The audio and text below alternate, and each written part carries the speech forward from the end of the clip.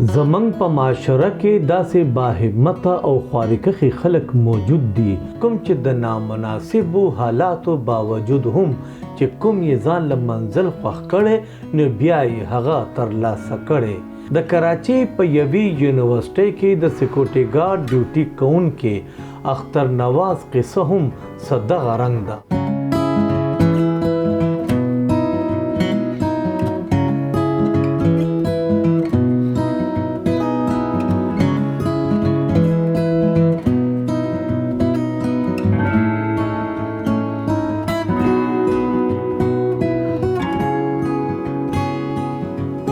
اختر نواز به د شپې ډیوټي کوله او د ورځې به یې تعلیم ترلاسه کولو. 14 کاله په ځان یې شپه او ورځ یو کړې وه. زما تعلق د خیبر پښتونخوا ضلع کرک سره دی. ما بچپن نه ډېر پړی سره شوق وم خو د غربت په وجه باندې ما اعلی تعلیم نشو حاصلولی.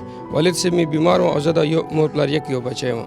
نو میټریک ډېر په مشکله سره مو کړو. هغه نه بعد ما نوکریانو پسې منډې ترلې ویلې ورسره مې انټر پرایویټ هم وکړو.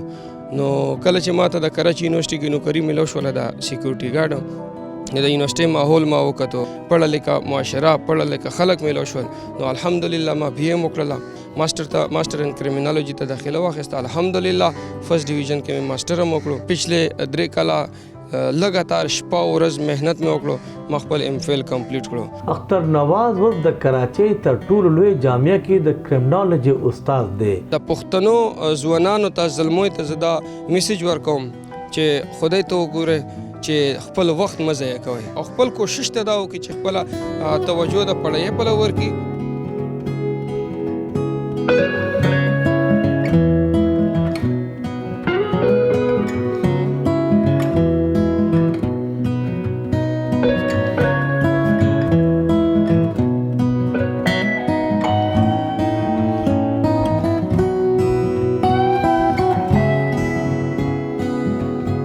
اختر نواز د خپل کوشش مهنت او د عزم نه د ثابت کړه کچرې یو کس د خپل منزل ترلاسه کولو دپاره مخلصه ګامونه پورته کوي نو د ذمهوارۍ پریشانۍ او غریبي د هغه لاره نشي نیولی. هغه منزل ته رسیدی شي او هغه هر څه کولی شي.